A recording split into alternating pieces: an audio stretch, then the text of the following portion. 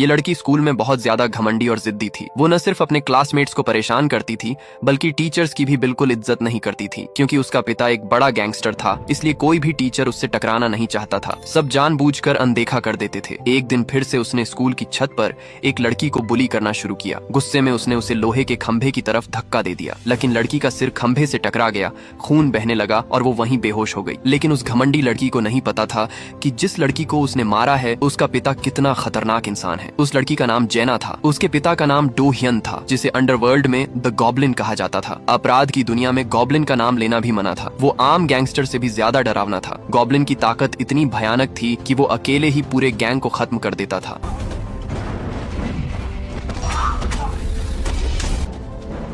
Underworld में जैसे ही उसका नाम लिया जाता, बड़े बड़े माफिया भी कांप उठते थे। उसकी पहचान भी बेहद रहस्यमयी थी। लोग सिर्फ उसके किस्से सुनते थे, किसी ने उसे ठीक से देखा तक नहीं था। यहाँ तक कि पुलिस भी सिर्फ नाम जानती थी, शक्ल किसी ने नहीं देखी थी। गॉब्लिन बैक चोंग गैंग का सबसे खतरनाक हिटमैन था। यहाँ तक कि गैंग का बॉस भी उससे डरता था। गैंग में जैंग मिन नाम का एक लड़का था जो गॉब्लिन को अपना आइडल मानता था। वो भी उसके जैसा बनना चाहता था। एक दिन गैंग ने एक अंडरकवर पुलिस वाले को पकड़ लिया। बॉस ने जैंग मिन को ऑर्डर दिया कि खुद इसे मारो, लेकिन पुलिस को मारना बहुत बड़ा अपराध था। जैंग मिन का हाथ कांपने लगा, वो वार नहीं कर पाया। बॉस गुस्से में उसे बेकार और डरपोक कहने लगा। तभी अचानक गॉब्लिन आगे बढ़ा। उसने बिना एक पल सोचे चाकू उठाया और एक ही वार में उस आदमी की जान ले ली। पूरा कमरा सन्न रह गया। यही था द गॉब्लिन का असली डर। ये सीन जैंग मिन को पूरी तरह हिला देता है। अब उसे साफ समझ आ जाता है कि उसके और गॉब्लिन के बीच कितना बड़ा डिफरेंस है। गॉब्लिन बाहर से भले ही बेहद बेरहम और कोल्ड ब्लडेड हो, लेकिन जब वो अपनी वाइफ और डॉटर के सामने होता है तो हमेशा मुस्कुराता रहता है। मगर उसकी पत्नी को ये सब बिल्कुल पसंद नहीं। उसे अपने पति के खून से सने हाथों से नफरत है। वो पूरी जिंदगी डर के साए में नहीं जीना चाहती। अगले दिन जांग मिन फिर से बॉस के पास जाता है। वो हाथ जोड़कर उसे कोई नौकरी देने की गुहार लगाता है, क्योंकि उसकी बेटी अस्पताल में भर्ती है और इलाज के लिए तुरंत पैसों की जरूरत है। इधर बॉस भी एक चाल चलना चाहता था। गॉब्लिन की पावर और फेम बहुत ज्यादा बढ़ चुकी थी, जिससे बॉस को उससे जलन होने लगती है। इसलिए वो जांग मिन को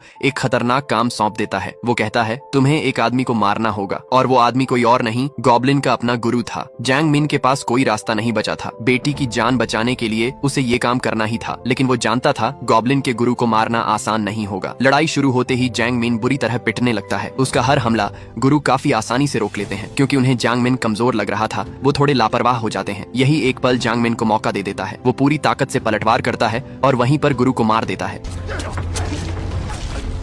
काम पूरा करने के बाद जांग मिन इनाम लेने बॉस के पास जाता है, लेकिन बॉस वादा तोड़ देता है और सिर्फ थोड़ा सा पैसा देने को कहता है। इस बात पर दोनों में बहस शुरू हो जाती है। गुस्से में बॉस उसे थप्पड़ मार देता है। बस यहीं से सब बदल जाता है। जांग मिन आपा खो बैठता है। वो बॉस पर टूट पड़ता है और अंत में चाकू मारकर उसकी जान ले लेता है। जब गॉब्लिन वहाँ पहुँचता है तब तक बॉस मरने की हालत में होता है। इसी बीच पुलिस भी वहाँ पहुँच जाती है। हालात देखकर उन्हें लगता है कि गॉब्लिन ही कातिल है। गॉब्लिन सफाई नहीं देता, क्योंकि वो जानता था इस दुनिया में कुछ रास्ते ऐसे होते हैं जहाँ सच्चाई की कोई कीमत नहीं होती। वो इस अंडरवर्ल्ड की जिंदगी से कब का थक चुका था। उसे पता था कि एक दिन न एक दिन ये अंजाम आना ही है। जल्द ही गॉब्लिन को 8 साल की जेल हो जाती है। 2 साल बाद उसकी पत्नी बेटी को लेकर आती है और उससे हमेशा के लिए रिश्ता तोड़ लेती है। वो नहीं चाहती कि उसकी बेटी का पिता एक कातिल कहलाए। इधर जांग मिन नया गैंग लीडर बन जाता है। वो हर तरफ खून खराबा मचाकर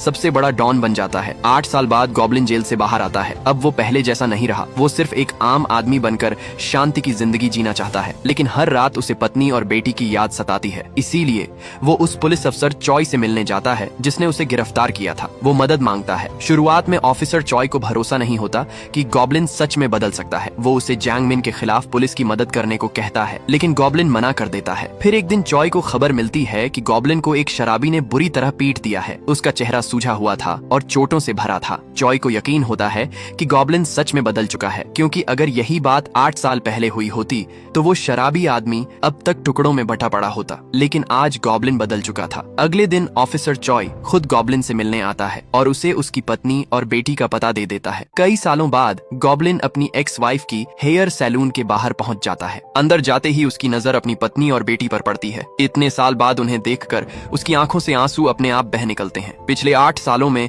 उसकी पत्नी ने अकेले ही बेटी को बड़ा किया और वो खुद एक पिता का फर्ज नहीं निभा पाया। ये एहसास उसके दिल को अंदर से तोड़ देता है। तभी एक शराबी आदमी उनकी बेटी से बदतमीजी करने लगता है। गॉब्लिन बिना सोचे आगे बढ़ता है और उसे मारने ही वाला होता है, लेकिन तभी उसकी वाइफ वहाँ आ जाती है, जिसे देखकर वो रुक जाता है, वरना मामला बहुत बिगड़ सकता था और शायद उस आदमी का शकल भी। भले ही उसने अब लड़ाई छोड़ दिया हो, लेकिन इसका मतलब ये नहीं कि कोई भी उसके परिवार को छू सकता है। उसकी बेटी जेना बहुत समझदार है। वो एक नजर में समझ जाती है कि माँ और गॉब्लिन के बीच रिश्ता नॉर्मल नहीं है, लेकिन माँ सिर्फ इतना कहती है कि वो उनका एक दोस्त है। शुक्रिया अदा करने के लिए जेना जिद करती है कि गॉब्लिन को डिनर पर बुलाया जाए। उसकी माँ मान जाती है और फिर वो लोग एक रेस्टोरेंट में जाते हैं। असल में जेना को लगता है कि गॉब्लिन उसकी माँ को पसंद करता है और वो दोनों को मिलाने की कोशिश करती है, लेकिन किस्मत को कुछ और ही मंजूर था। उसी रात जेना की माँ गॉब्लिन को फोन करती है और कहती है, अब मेरी बेटी से दूर रहो, क्योंकि वो नहीं चाहती कि जेना को पता चले कि उसका पिता ऐसा इंसान है। ये बात गॉब्लिन के दिल को गहरी चोट पहुंचा देती है। अगले दिन गॉब्लिन अपनी बेटी को गुड बाय कहने के लिए गिफ्ट खरीदकर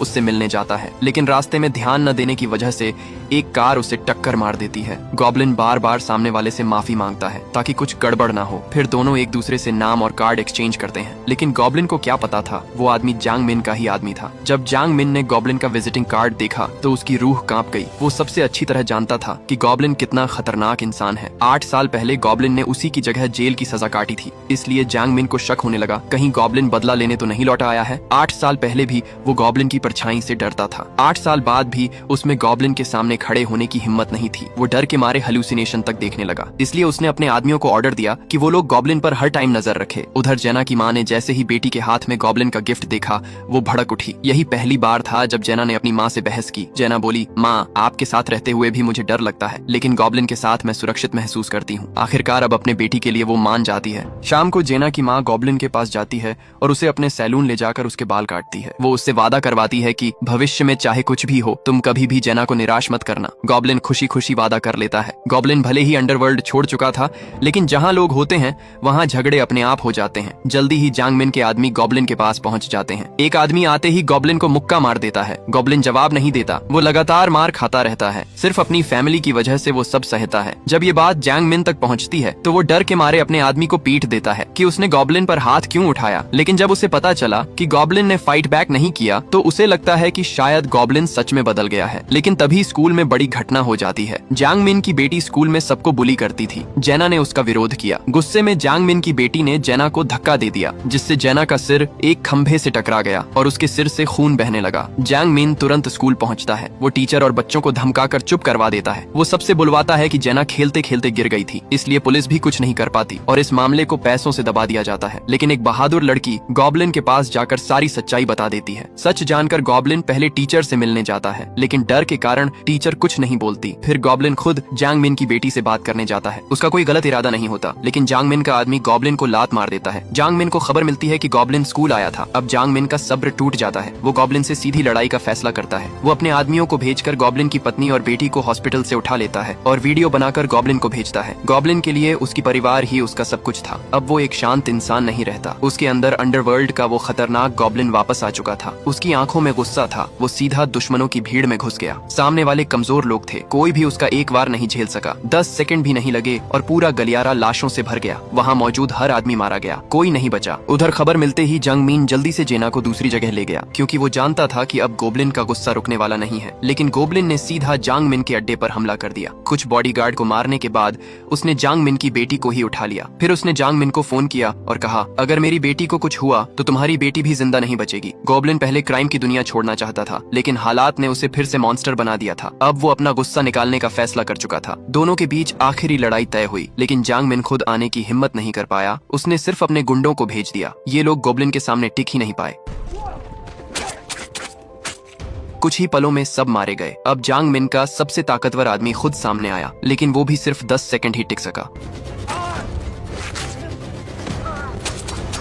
मरते समय उसने जांग मिन का ठिकाना बता दिया। गोब्लिन तुरंत वहां पहुंच गया। गोब्लिन ने आते ही पूछा, मेरी बेटी कहाँ है? तभी पुराने बदमाश फिर झगड़ा करने आ गए। इस बार गोब्लिन ने बर्दाश्त नहीं किया। 2 गुंडे हथियार लेकर उस पर टूट पड़े। गोब्लिन ने अपने गुरु की दी हुई छुरी निकाली, एक ही वार में एक को गिरा दिया, फिर घूमकर दूसरे को भी खत्म कर दिया। ये देखकर बाकी गुंडे डर से कांप उठे। अब उन्हें सच में समझ आ गया कि गोब्लिन की कहानियां झूठ नहीं थी। लेकिन लगातार लड़ते लड़ते गोब्लिन भी थक चुका था। जब गोब्लिन अपने दुश्मनों से लड़ रहा था, तभी एक बदमाश ने मौका देखकर हिम्मत जुटाई। आई। वो अचानक दौड़ कर आया और गोबलिन को चाकू मार दिया, फिर उसे लात मारकर दूर फेंक दिया और दोबारा हमला करने बढ़ा। लेकिन गोबलिन कोई कमजोर इंसान नहीं था। उसने तुरंत चाकू उठाया और एक ही वार में उस बदमाश को खत्म कर दिया। उधर जांग मिन बाहर अपनी बेटी को ढूंढ रहा था। जब उसे गाड़ी में कोई नहीं मिला तो वो वापस अंदर आ गया। गुस्से से पागल होकर वो गोबलिन पर टूट पड़ा और चिल्लाते हुए पूछा, आखिर तूने मेरी बेटी को कहाँ ले जाकर छिपाया है? अब दोनों बाप अपनी अपनी बेटी के लिए लड़ रहे थे, इसलिए कोई भी समझौता करने को तैयार नहीं था। दोनों एक दूसरे पर जानलेवा हमले कर रहे थे, लेकिन दिल से दोनों ही एक दूसरे को मारना नहीं चाहते थे। इसी तरह दोनों बुरी तरह लड़ते रहे, यहाँ तक कि दोनों पूरी तरह थक गए और शरीर घावों से भर गया। आखिर में जंग मिन जमीन पर घुटनों के बल बैठ गया और गोबलिन से अपनी बेटी को वापस करने की भीख मांगने लगा। लेकिन उसे ये पता नहीं था कि गोबलिन पहले ही उसकी बेटी को